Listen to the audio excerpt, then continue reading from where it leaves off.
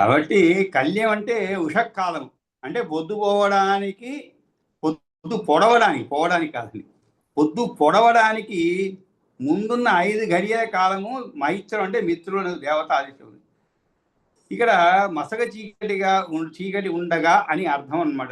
కళ్యం అంటే సముత్య లేచి కుర్యా మూత్రం నరేశ్వర, ధర్మార్థ కామోక్షం గురించి విచారించి పిమ్మట నైరుత్య ఈషు విక్షేపం అతీత్య, ఇషు విక్షేపం అతీత్య అధికం, అధికం అంటే ఎక్కువ అని. అంటే నైరుతి దిక్కులో నైరుతి మూలగా ధనస్సు నుంచి బాణము వేసిన దూరం దాటిపోయి భూమిపై మూత్ర విసర్జన చేయాలి అంటే ఇంత అని చెప్పలేదు. మొత్తానికి నైరుతి దిశలో నైరుతి అంటే రాక్షసులు ఉండేది, ఆ దిక్కులోనే మనం అంటే ఇంటికి నైరుతిలోనే మూత్ర విసర్జన చేయాలన్నమాట అనేటువంటిది. అందుకనే వాస్తులు కూడా వీటన్నిటిని క్రోడీకరించే వాస్తు ప్రకారం ఇల్లు కట్టుకుంటున్నాం అన్నమాట. ఇంట్లో కూడా మనకి చూడండి, లోపల బాత్రూమ్ లోపల పెట్టుకున్నా కూడా చివరికి మనకి ఆ బాత్రూమ్ నుండి నీరు బయటికి పోయేందుకు దిక్కులు ఉన్నాయి, నుంచి బయటికి పోనివ్వరు. అట్లా ఉంటే వాస్తుకు విరుద్ధంగా ఉన్నదని లెక్క అన్నమాట. దానివల్ల అనేకమైన అపచారాలు, ఇంట్లో అనేకమైనటువంటి ఉపద్రవాలు వస్తాయని నమ్మకం. వాస్తు ప్రకారంగా నీరు ఇటువైపు నుంచే పోవాలి, అంటే బయటికి పోవాలి. నీరు ఎక్కడికి అడిగినా కూడా చివరికి డ్రైనేజ్ సిస్టమ్ అనేది ఇలా తిరిగి నైరుతి నుంచి పోవాలి. ఇలా కొన్ని పద్ధతులు ఉన్నాయన్నమాట. కాబట్టి దాని ప్రకారమే పోతుంటాయి వాస్తు కూడా. కాబట్టి ఇది కూడా అక్కడే అలాగే చెప్పాడు. నివాస గృహానికి దూరంగా నైరుత్యం ఇషు విక్షేపం అతీత్య అభ్యధికం, అంటే ధనస్సు నుంచి బాణం వేసిన దూరం దాటిపోయి. అంటే మరి ధనస్సు ఇది అంటే ఈ లెక్క ఎలా చెప్పాలో తెలియదండి. ఎందుకంటే మామూలుగా ఊరికి వెలుపల బాణ ప్రయోగానికి అందనంత దూరంలో ఉన్న నైరుతి దిశలో అని చెప్పారు. అంటే బాణ ప్రయోగానికి అందనంత దూరంలో ఉన్న నైరుతి దిశలు అంటే ఎంత దూరం? అంటే మామూలుగా బాణం వేస్తే తగలకుండా ఉండేంత దూరంలో పోవాలంట. అంత దూరానికి పోయి అక్కడ మూత్ర విసర్జన చేయాలి. కాబట్టి ఆ విధంగా ధనస్సు నుంచి బాణం వేసిన దూరము దాటిపోయి భూమిపై మూత్ర విసర్జన చేయాలి అన్నమాట. ఆ తరువాత నివాస గృహానికి దూరంగా మూత్రం మనం విసర్జించాలి. ఇంటి వాకిటిలో కాళ్ళు కడిగిన నీళ్లు, ఎంగిలి నీళ్లు పారబోయకూడదు. ఇదిలో చూడండి, ఇవన్నీ మనం ఆచరించదగినవే అండి, ఆచరించదగినవే. ముఖ్యంగా చూడండి, నివాస గృహానికి దూరంగా అని చెప్పి సరే బాగానే ఉంది. దూరాద్ అవసతాద్, అవసాదం అంటే ఏమిటి? గృహమని అర్థం అండి, నివాస గృహం అని అర్థం అండి.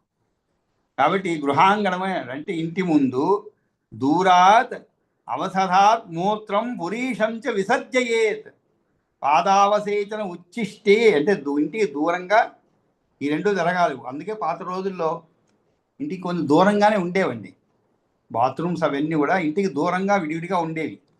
ఇప్పుడు మనకి స్థలం లేకుండా ఇంటి లోపల పెట్టుకోవాల్సినటువంటి అగత్యం ఏర్పడింది అనమాట. కాబట్టి ఆ రోజుల్లో ఇంటికి దూరంగానే ఉండేది అనమాట. కనీసం ఒక 100 అడుగులు 150 అడుగులు పోయి వచ్చేవాళ్ళు, దూరం నడిచేవాళ్ళు అనమాట.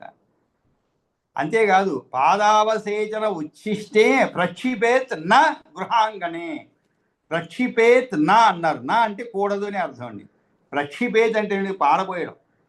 ప్రక్షిపేత్ నా అంటే పారబోయకూడదు. ఏమిటి? పాదావసేచన ఉచ్చిష్టే, ఇంటి వాకిట్లో పాదావసేచనం అంటే ఏమిటి? కాళ్ళు కడిగిన నీళ్లు. ఉచ్చిష్టే అంటే ఎంగిలి నీళ్లు. అంటే మనం పుక్కిలించి మన వాకిట్లోనే దాన్ని పారబోయకూడదు, పక్కకి పోయాలన్నమాట. కాబట్టి తాను కాపురం ఉండే ఇంటికి దూరంలో మూత్రపురీషం వదలాలి. కాళ్ళు కడుక్కోగా మిగిలిన నీళ్లు వాకిట్లో చల్లకూడదు. ఆత్మఛాయాం, ఇంకా కొన్ని చెప్తున్నారు. ఏమిటి సూత్రాలు? ఆత్మఛాయాం తన నీడలోను, తరుఛాయాం గో సూర్యాగ్ని అనిలాం తథా, గో సూర్య అగ్ని అనిలాహ తథా, అనిలాం తథా గురు ద్విజాతీంస్తు బుధో నా మేహేత కదాచన. మేహేత అంటే యూరినేషన్ అండి, మలమూత్ర విసర్జన చెప్పుకోవచ్చు. మలమూత్ర విసర్జన చేయరాదు. నా అంటే కూడదు. ఎక్కడ కూడదు? నా కదాచన ఎప్పుడు కూడా చేయకూడదు. ఎక్కడెక్కడ అంటే తన నీడలోను, ఆత్మఛాయాం, తరుఛాయాం, తరు అంటే చెట్టు అండి, చెట్టు నీడలోను, గో సూర్య అగ్ని అనిలాం తథా, సూర్యుడు గోవు, గో అంటే సూర్య అంటే సూర్యుడు, అగ్ని అంటే అగ్ని, అనిలం అంటే వాయువు, గురువు, గురు ద్విజాతింస్తు, ద్విజాతి అంటే బ్రాహ్మణుడు, గురువు అంటే గురువు, ద్విజుడు మున్నగు పూజ్యులకు ఎదురుగా ఎన్నడూ బుధుడు మలమూత్ర విసర్జన చేయరాదు.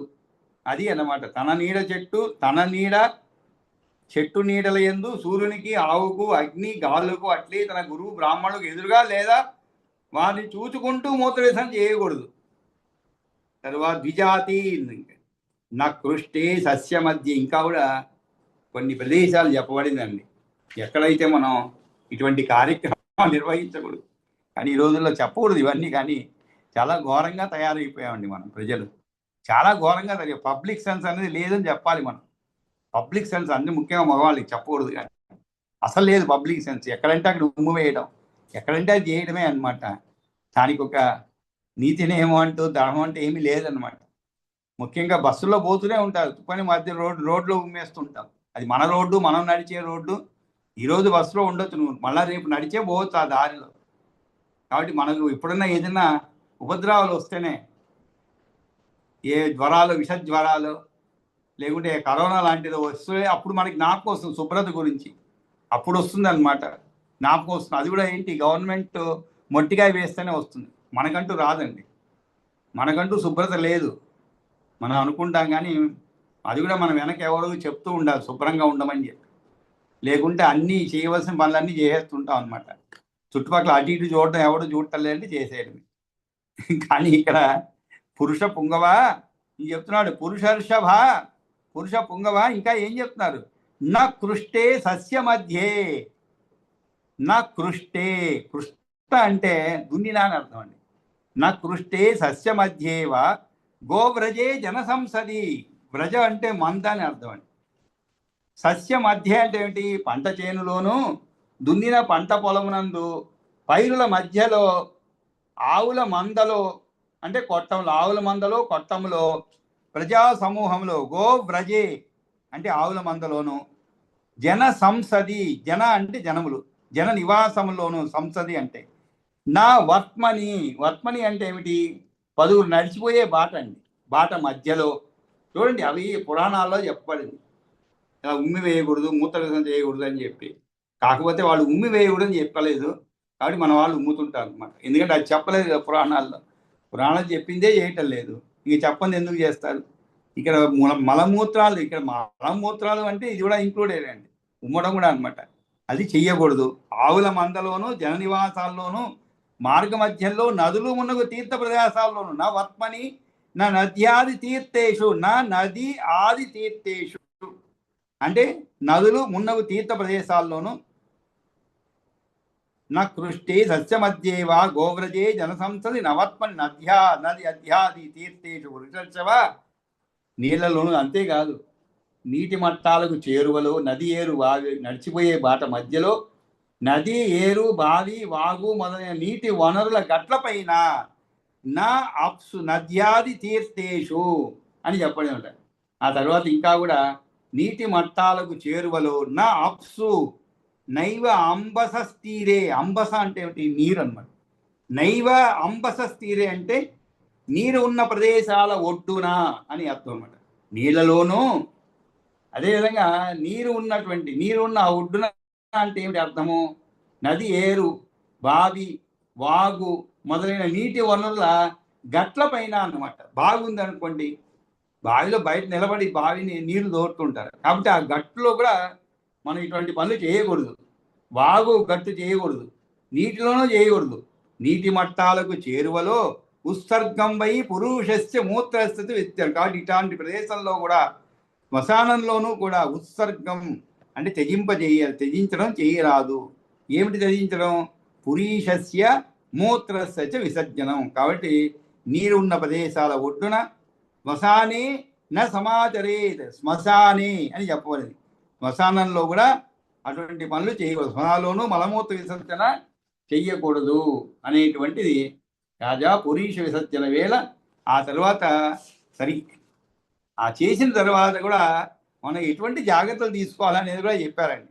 ఇవంతా కూడా ఈ 11వ అధ్యాయం అంతా కూడా ఇటువంటివే ఉంటాయి. అంటే మనిషి దినచర్య కూడా చాలా జాగ్రత్తగా ఎలా నిర్వహించాలనేటువంటి విషయాలు చెప్పడం అనమాట. అంటే ప్రకృతిని, పరిసరాలని శుభ్రంగా పెట్టుకోవాలనే ఉద్దేశం, వేరేం లేదు. పరిసరాలని పరిశుభ్రంగా పెట్టుకోవడం ఉద్దేశంతో ఇవన్నీ నిర్ణయించబడినవి అనమాట. అంతే, ఉదన్ముఖో దివామూత్రం విపరీతముఖో నిశి. పగటి వేళ మూత్ర విసర్జన ఎప్పుడు చేయాలి, ఏ దుఃఖం నిలబడి చేయాలి, రాత్రి వేళ ఏ విధంగా కుర్వీత నానాపది ప్రాజ్ఞో మూత్రోత్సర్గం చ పార్థివ. పార్థివ ప్రాజ్ఞుడైన వాడు ఆపద లేని సమయంలో, అది కూడా చూడండి, ఆపద లేని సమయంలో అండి. అంటే బాగా దున్నపోతులా అనకూడదు, కానీ ఉన్నాడు అనుకోండి, బహిర్భూములు ఉంటాయి కదా, అంటే మూత్రశాలలు ఉంటాయి, అక్కడ పోవాలి అని అర్థం అనమాట. అందుకనే ప్రత్యేకంగా ఏం చెప్పారు, అనాపది కుర్వీత. అనాపది అంటే ఏమిటి? అనాపది అంటే ఎటువంటి ఆపద లేని సమయంలో అన్నమాట. మూర్త ఉత్సర్గం చపాతి. అలాంటి సమయంలో ఎలా చేయాలి అంటే ఉత్తర ముఖంగాను, ఉదన్ముఖో. ఉదన్ముఖ అంటే ఏమిటి? ఉత్తర ముఖంగాను. అదేవిధంగా విపరీత ముఖో నిశి. రాత్రి వేళ విపరీత ముఖం అంటే దక్షిణ దిక్కుగా అనమాట. అంటే పగలైతే ఉత్తర దిక్కు మళ్ళీ, రాత్రి అయితే దక్షిణ దిక్కు మళ్ళీ చేయాలి. ఆపద వచ్చినప్పుడు మూత్రం తగిన చోట వదలవచ్చును. ఎగ్జామ్షన్ కూడా చెప్పారండి, ఎగ్జామ్ చెప్పారు. అందుకనే ఇప్పుడు మనకి ఇలాంటి ఆపదలు ఉన్నప్పుడు ఇబ్బంది కానీ పబ్లిక్ టాయిలెట్స్ అవి ఇవి కడుతున్నారు, కానీ చాలా మంది పోయే ఓపిక ఉండదు అంత దూరం. కాబట్టి సమయం చూసి అలా చెయ్యకూడదు అనేటువంటి విషయం ఇక్కడ చెప్పబడింది అనమాట. ఆ తర్వాత మూల విసర్జన సమయం తర్వాత ఏం చేయాలి? తృణై ఆస్థీర్య వసుధ. ఇవన్నీ కూడా మనకి ఈ విష్ణు పురాణంలో ఇవన్నీ ఉంటాయని మనకు తెలియదండి. ఇవి చదువుతుంటే అంటే ఇవన్నీ మనకి కావలసిన విషయాలే, మన పరిశుభ్రతకు కావలసిన విషయాలు ఇవన్నీ కూడా. కానీ ఇవి ఒక విష్ణు పురాణంలో చెప్పవలసిన అవసరం ఏమున్నది అని చెప్పారనమాట. కానీ మనం చదువుతుంటే ఇంత ఆశ్చర్యం అంటే ఏంటంటే ఇంతటి చిన్న చిన్న విషయాలు కూడా పురాణాల్లో చెప్పడం. అందుకే పురాణాలు అనేది విస్తృతంగా ఉంటాయి అన్నమాట. అంటే ఏ విషయాన్ని కూడా వదిలిపెట్టరు. ఏ చిన్న విషయమైనా కూడా ఉపయోగపడే విషయం అయితే దాన్ని చెబుతారనమాట, పురాణంలో ఉంచుతారు. ఇంకా ఏం చెప్తున్నాడు? తృణై ఆస్థీర్య. మల విసర్జన సమయంలో భూమిని గడ్డితో కప్పాలి అంట. తృణై ఆస్థీర్య అంటే కప్పడం. వస్త్ర ప్రావృత మస్తక. అది కూడా శిరస్సు పైన వస్త్రం కప్పుకోవాలి. వస్త్ర ప్రావృత అంటే ఏమిటి? ప్రావృతం అంటే దుప్పటి అని అర్థం అండి, కానీ ఇక్కడ అర్థం ఏంటంటే కప్పుకోవాలని అర్థం.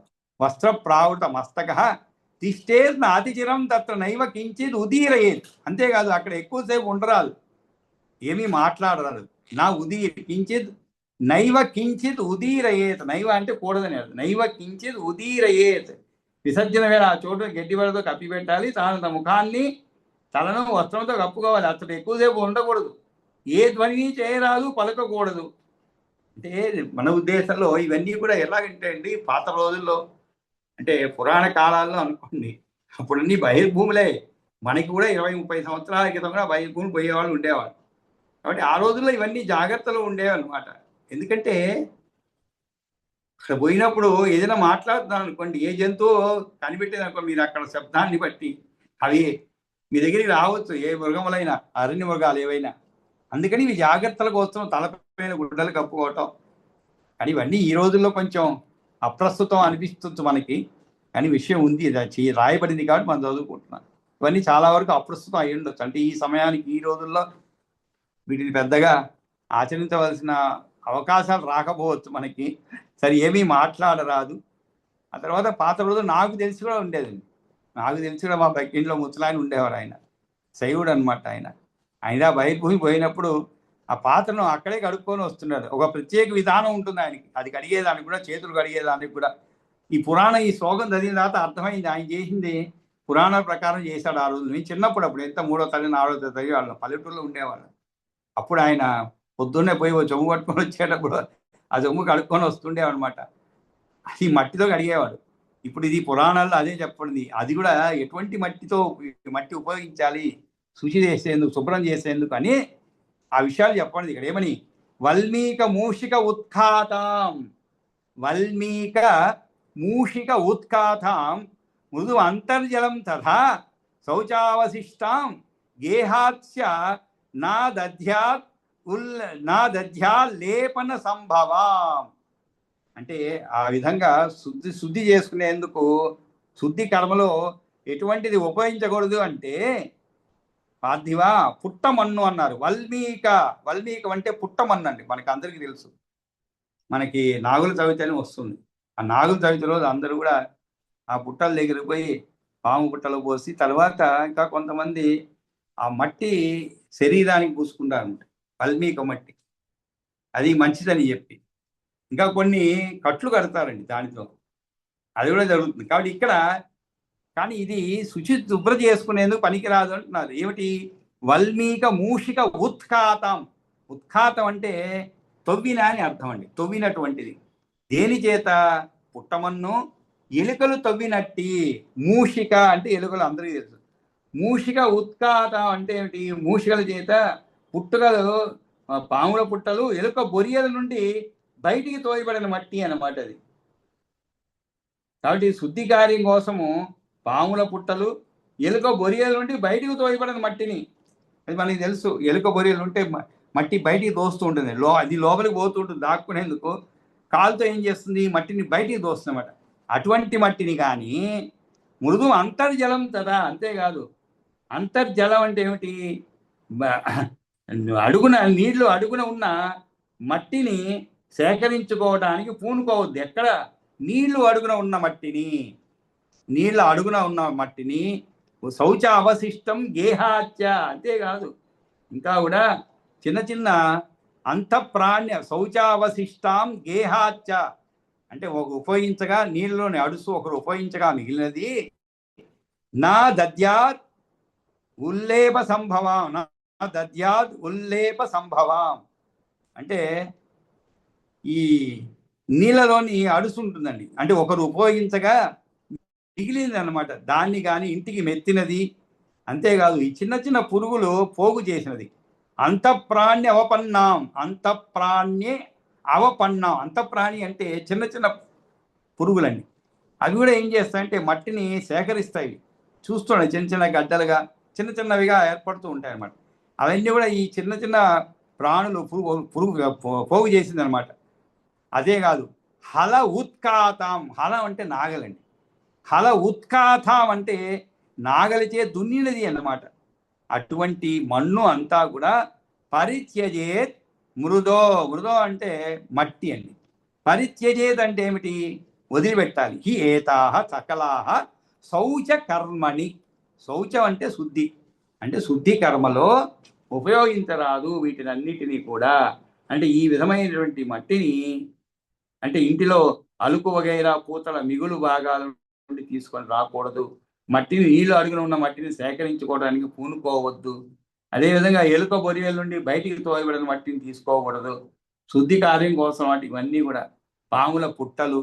కాబట్టి ఈ విధంగా ఇటువంటి మట్టిని ఏది కూడా శౌచాన్ని ఉపయోగించాలంటే శుద్ధి చేసుకునేందుకు ఉపయోగించకూడదు. నకృష్టే సస్య మధ్యేవ గోవ్రజే జనసంసది నవత్మని నద్యాది తీర్థేషు పురుషర్షవ నాప్సు నైవ అంబసస్తీరే శ్మశానేన సమాచరే ఉత్సర్గం వై పురీషస్య మూత్రస్య విసర్జనం ఉదన్ముఖో దివామూత్రం విపరీతముఖో నిధి కుర్వీత అనాపది ప్రాజ్ఞో మూత్రోత్సర్గం చ పార్థివ తృణైరాస్తీర్య వసుతాం వస్త్రప్రావృత వస్తకః తిష్టేన్న అతిచిరం తత్ర నైవ కించేది ఉదీరయేత్ వల్మీక మూషికోత్కాతాం మృదమంతర్జలం తథా శౌచావశిష్టాం గేహాచ్చ నాదద్యాల్లేప సంభవాం అంతఃప్రాణ్యవపన్నాం చ హలోత్ఖాతాం చ పార్థివ పరిత్యజేన్ మృదోహ్యేతాః సకలా శౌచకర్మణి ఏకలింగే. తరువాత ఇన్నిసార్లు మనం చెయ్యిని కడుక్కోవాలి. మామూలుగా కూడా చెప్తుంటాను, మనం భోజనం చేసిన తర్వాత 16 సార్లు 32 సార్లు నోరు పుక్కిలించాలంటే. అవన్నీ చేస్తే మళ్ళా రాత్రి మనం బ్రష్ చేసుకునే అవసరం ఉండదు. మనం ఏదైనా ఆహారం తిన్నప్పుడు బాగా సక్రమంగా పుక్కిలించామనుకోండి నీళ్లతో, ఇంకా తర్వాత బ్రష్ చేసుకునే అవసరం ఉండదు. ఇది లేని దానివల్ల అది చేసుకుంటున్నాం రాత్రి పగలు కూడా. కాబట్టి ఇక్కడ ఎన్నిసార్లు చెయ్యి మలినం పోతుంది, ఎన్నిసార్లు శుద్ధి చేసుకుంటే అంటే ఏకాలింగే ఉదే తిస్రో దశ వామకరే నృప హస్తద్వయేచ సప్తస్యు మృద శౌచోపపాదికా. శౌచ ఉపపాదికా. శౌచ అంటే ఏమిటి? శుద్ధి అన్నమాట. ఉపపాదిక అంటే శుద్ధి చేసి మాలిన్యాన్ని తీసివేసేదివి. ఏవి? మూత్రం విడిచే అవయవాన్ని ఒకమారు, ఏకాలింగే గుదే తిస్రో మలం విసర్జించే అవయవాన్ని 3 సార్లు, ఎడమ చేతిని 10 మార్లు, 2 చేతులను 7 సార్లు. హస్తద్వయేచ సప్త. హస్తద్వయే వామకరే దశ వామకరే నృప. దశ అంటే 10 అండి. కాబట్టి దశ వామకరే, వామ అంటే ఎడమ, ఎడమ చేతిని 10 మార్లు, ఎడమ చేతిని 10 మార్లు. హస్తద్వయేచ సప్త. అదేవిధంగా 2 చేతులను 7 సార్లు మట్టి పట్టిస్తే మలినం పోయి శుద్ధి అవుతుంది. స్యుహు మృద శౌచ ఉపపాదికా. కాబట్టి ఈ విధంగా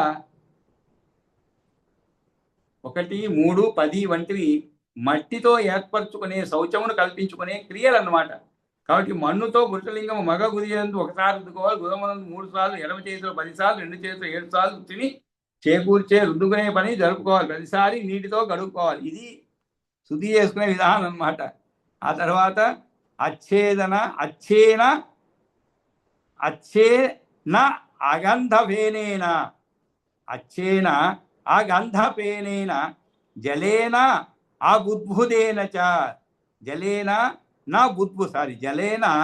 నా బుద్భుదేన చ ఆచమేచ్చ మృదం భూయ తథా దద్యా సమాహిత. ఆ తరువాత నీటితో ఆచమించాలండి. నీటితో ఆచమించాలంటే ఎటువంటి నీరు?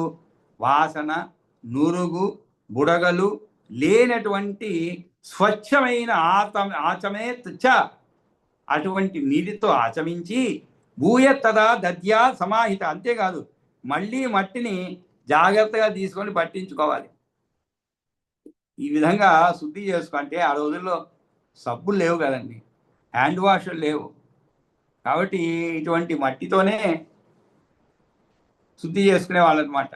బాగా శుభ్రంగా చేసుకున్నాం. ఈరోజు హ్యాండ్ వాష్లు వచ్చాయి, అన్నీ వచ్చాయి మనకి. అంతేకాదండి, భోజనం చేసేదానికి ముందు చెయ్యి కడుక్కుంటాం. ఇంకా కొంతమంది హ్యాండ్ వాష్ కాకుండా అలాంటి హ్యాండ్ వాష్ అది. ఇంకోటి ఏంటంటే చేతికి ఏమైనా ఇంకా మైక్రో ఆర్గాన్స్ ఏమన్నా ఉంటే అవి కూడా చచ్చిపోవాలన్నమాట. దానికి కూడా వేసుకుంటారు చేతి పైన, అదొకటి ఉంటుందన్నమాట. ఆ విధంగా శుభ్రంగా పెట్టుకోవాలని అనేక రకాల తాపత్రయపడుతుంటారు. ఇక్కడ ఇక 2 పాదాలను పట్టించుకొని ఇలాగా మట్టిని నిష్పాదిత ఆంఘ్రి శౌచస్తు పాదౌ అభ్యుచ్య వై పునః, పాదౌ అభ్యుచ్య వై పునః అంటే మంచినీటితో పాదాలు మరలా కడుక్కొని 3 సార్లు. త్రిహి పిబేత్ సలిలం, త్రిహి అంటే 3 సార్లు, పిబేత్ సలిలం అంటే ఆచమించి, తథా ద్విః పరిమార్జేత్ 2 సార్లు మళ్ళీ కడుక్కోవాలి. ఆ తర్వాత శీర్షణ్యాన్ని, తర్వాత తలపైన ఏ విధంగా తలను కడుక్కోవాలి. శీర్షణ్యాన్ని తథా కాని మూర్ధానంచ సమాలభేత్ బాహూన్ ఆ నాభించ తోయేన హృదయం చాపి సంస్కృతేత్.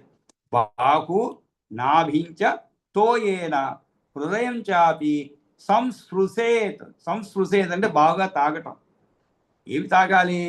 శీర్షణ్యాని అన్నారు. ఇక్కడ శీర్షణ్యాని అంటే శిరస్సునందున్నటువంటి, కాని అంటే ఛిద్రములని అర్థం అండి. శీర్షణ్యాని తతః కాని అంటే నీటితో శిరస్సుపై ఉన్న ఇంద్రియాలను అని అర్థం. రంధ్రములు లేని ఇంద్రియాలను ఆలభేత్ అంటే స్పృశే తాకాలి. హృదయం చాపి అసంజయన్ అని కొన్ని పాఠాలు ఉన్నాయి. పాదములను హస్తములను కడుక్కొని తేటగా ఉన్నవా లేవా అని చూసుకొని 3 మార్లు నీటిని తాగాలి. పిదప ముఖాన్ని 2 చేతులకు ఒక దగ్గరగా చేర్చి దోసిలి వలె బొటన వేలు యొక్క కింది భాగంతో తుడుచుకోవాలి. అట్లాగే 3 సార్లు నీళ్లతో ముఖము నోరును చక్కగా స్పృశించాలి.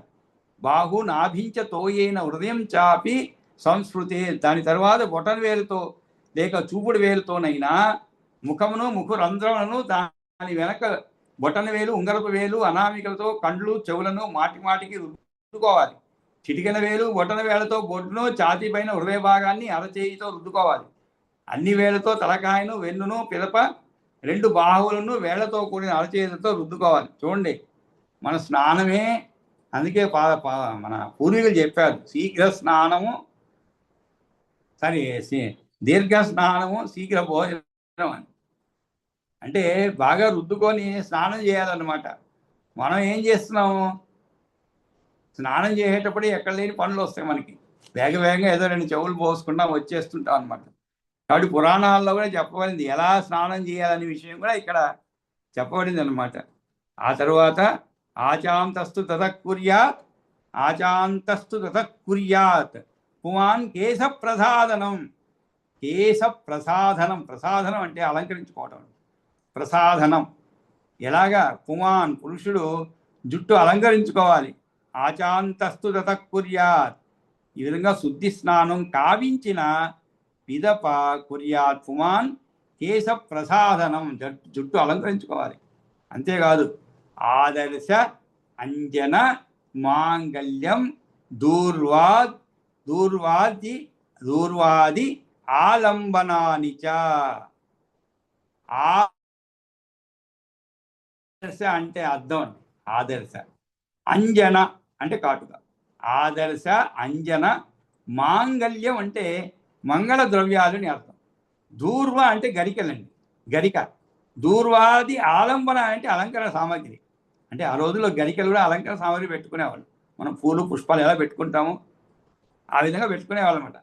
కాబట్టి ఆదర్శ అంజన మాంగళ్యం దూర్వాది ఆలంబనాని చ తత స్వర్ణ ధర్మేణ వృత్యర్థం చ ధనార్జనం కుర్వీత శ్రద్ధా సంపన్నో యజేచ్చ పృథివీపతే.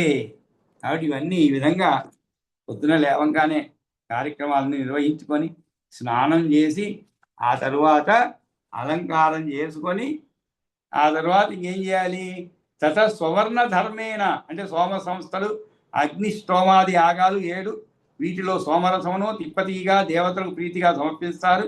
హవిహి సంస్థ అంటే అగ్నాదేయములు, హవిస్సును పెసరపప్పుతో కలిపి వండిన అన్నము హవిస్సు, దీన్ని అగ్నిలో ఉంచవచ్చును.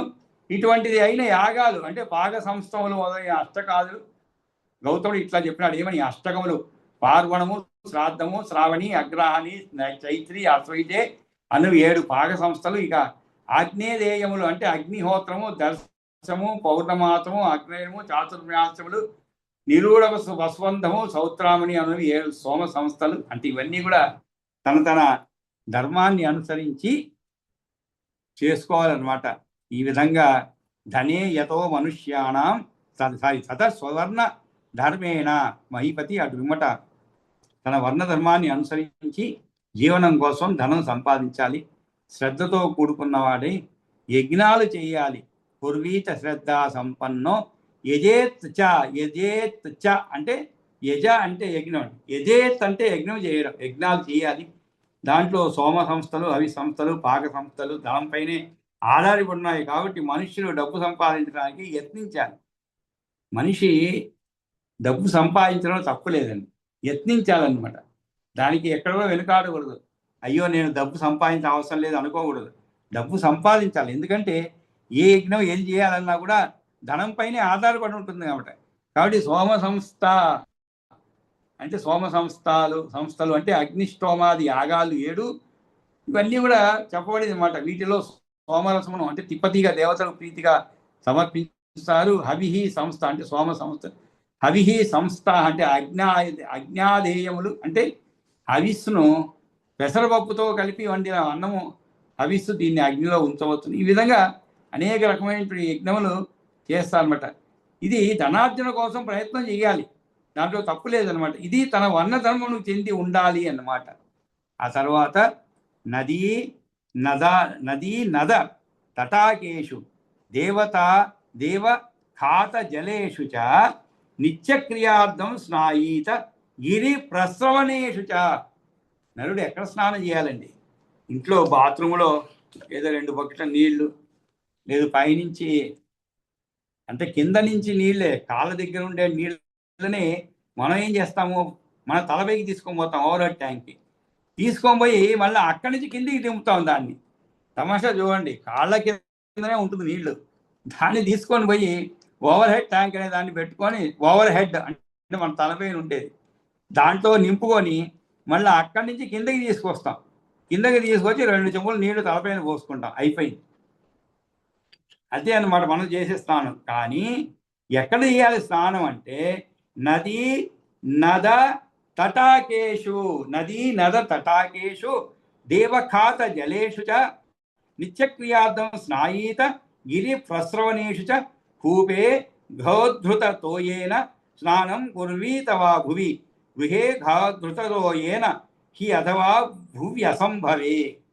ఇంకా ఎక్కడెక్కడ చేయొచ్చు. మధ్యాహ్న కాలంలో చేయదగిన స్నానము తర్పణ గురించి తెలుపుతున్నాడు. ఏమని? నదీ ఇది అంటే దైవికంగా లేక ప్రకృతి సిద్ధంగా ఏర్పడేది, మనుష్యాదులచే ఏర్పరచబడినట్టుది. హ్రదము అంటే మడుగు, స్నాయీత అంటే స్నానం చేయాలి అని అర్థం. అంటే బావుల లోపల నుండి కుండలు బొక్కల ద్వారా పైకి తీసుకురాబడిన నీళ్ళతో దాని ఒడ్డున అంటే బావికి స్నానం చేయవచ్చును.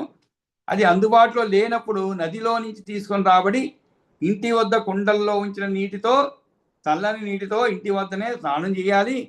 దానికి చేత కాకపోతే వెచ్చని నీరుతో, అందుకు కూడా అసమర్థుడైతే మంత్రస్నానం వంటివి చేయవచ్చును అని ఇతర శృతి గ్రంథాల ద్వారా అర్థం చేసుకోవాలి. అంటే మీకు అనారోగ్యం, స్నానం చేయలేరు, దానికి మంత్రస్నానం చేయొచ్చు. మంత్రం జపించి స్నానం చేస్తే సరిపోతుందన్నమాట, పునీతం అవుతుంది శరీరం. ఇంకోటి అండి, మీకు మానసికంగా ఆరోగ్యంగా ఉన్నాను, లేదు చికాగ్గా ఉన్నప్పుడు స్నానం చేస్తే అది ఇచ్చేటువంటి మానసిక ఆనందం ఇంకెక్కడ దొరకదనమాట. కాబట్టి స్నానం అనేది ఒక బాహ్య శుద్ధి కోసమే, కాదని చెప్పలేదు, కానీ అది మన మానసికంగా కూడా మనల్ని ఆనందపరుస్తుంది అనమాట. అందుకని చికాగ్గా ఉన్నప్పుడు వెంటనే మనం పోయి స్నానం చేస్తుంటాం. స్నానం చేస్తే ఫ్రెష్ అవుతాం. మరి మనం ఇంతవరకు నిలిపేద్దాము. నిలిపి ఈరోజు కొంచెం ఒకే ఒక అధ్యాయం చదవాలనుకుంటాను, దాన్ని చదువుకుందామని. తక్కువ శ్లోకాలే ఉన్నది, 10వ అధ్యాయం చదువు. చదువుతానండి, చదువుతారా? చదువుతానండి. 10వ అధ్యాయం చదువుతానమ్మా. దశమోధ్యాయః. పదితం చాతురాశ్రమ్యం చాతుర్వర్ణ్యం క్రియాస్తథా పుంసః క్రియామహం శ్రోతం ఇచ్చామి ద్విజసత్తమా నిత్యా నైమిత్తికాం కామ్యాం క్రియాం పుంసామశేషతః సమాఖ్యామి భృగుశ్రేష్ఠ ధర్మజ్ఞో హ్యాసి మే మతః. ఆర్వోవాచ యదేతదుక్తం యదేత ఉక్తం భవతా నిత్య నైమిత్తికాశ్రితం తదహం కదిశమిష్యామి శృణుష్వ ఏకమనా మమ జాతస్య జాతకర్మాది క్రియాకాండమశేషతః పుత్రస్య కుర్వీత పితా శ్రాద్ధం చ అభ్యుదయాత్మకం యుగ్మాంస్తు ప్రాగ్మకాన్ విప్రాన్ భోజయేత్ మనుజేశ్వర యథా తృప్తిస్తథా కుర్యాత్ దైవం ప్రీత్యం ద్విజన్మనా. చెప్పండి అక్కడ అవుతుందా? పదోధ్యాయమేనా? 10వ అధ్యాయంలో 5వ శ్లోకం. దధ్నాయ వై స బదరైః మిశ్రాన్ పిండాన్ ముదాయూతః నాంది ముఖేభ్యః తీర్థేన దద్యాత్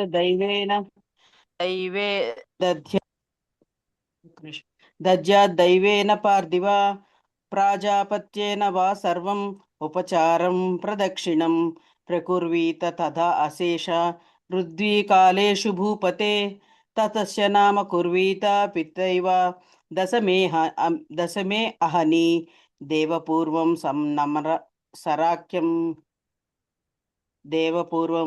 నరాఖ్యం హి శర్మవర్మాది సంయుతం శర్మేతి బ్రాహ్మణస్సోక్తం వర్మేతి క్షత్ర సంశ్రయం గుప్తదాసాత్మకం నామ ప్రశస్తం వైశ్యశూద్రయోః నా అర్ధహీనం నా చాసత్వం నా ఉపశబ్దయుత తదా నా అమంగళ్యం జుగుత్సావత్ నా అమకుర్యాత్ సమాక్షరం నా అతి దీర్ఘం నా అతి హ్రస్వం నా అతి గురువక్షరాన్వితం సుఖోచ్చార్యం తు తన్నామ కుర్యాత్ యత్ ప్రవణాక్షరం తతో అనంతర సంస్కార సంస్కృతో గురువేస్మని యథోక్త విధిమాశ్రిత్య కుర్యాత్ విద్యా పరిగ్రహం గృహీతా విద్యో గురవే దత్వా చ గురుదక్షిణాం గార్హస్త్వం మిచ్చం భూపాల కుర్యాద్దార పరిగ్రహం బ్రహ్మచర్యేణ వా ఆకుల బ్రహ్మచర్యేణ వా కాలం కుర్యాత్ సంకల్పపూర్వకం గురోః శుశ్రూషణం కుర్యాత్ తత్పుత్రాదేహి అధాపి వా వైఖానసో వాపి భవేత్ పరివ్రాట్ అధవేచ్ఛయా పూర్వం సంకల్పితం యాదృక్ తాదృక్ కుర్యాన్ మహీపతే వర్షైరేక గుణాన్ భార్యాం ఉద్వహేత్ త్రిగుణస్వయం నాతి కేసామకేసాం వా నాతి కృష్ణాం నా పింగళాం నిసర్గతో అధికాంగాం వా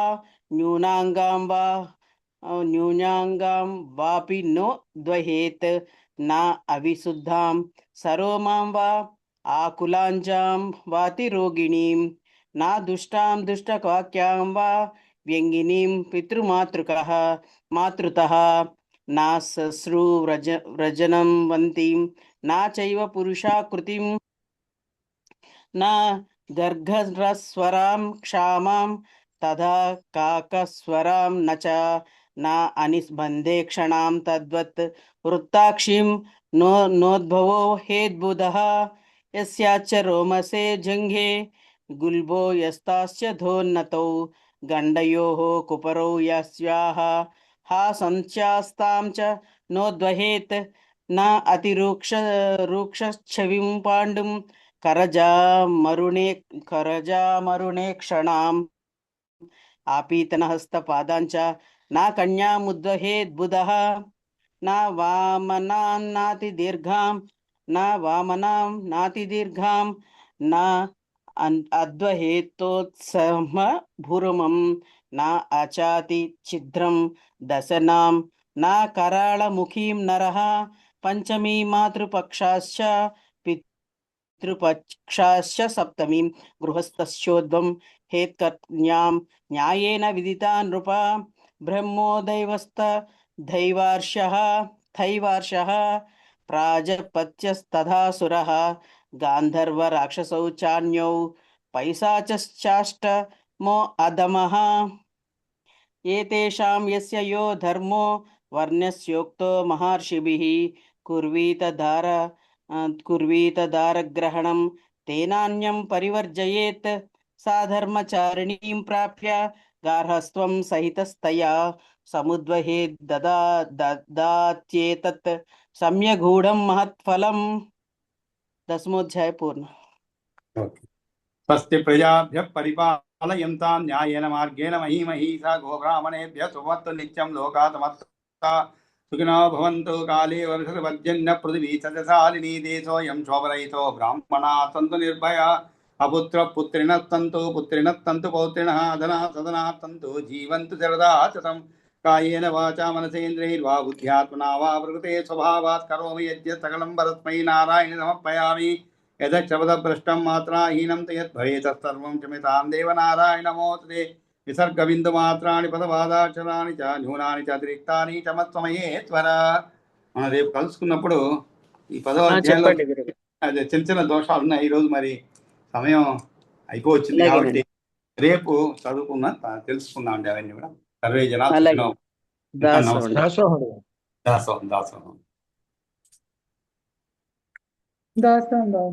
నమస్కారం.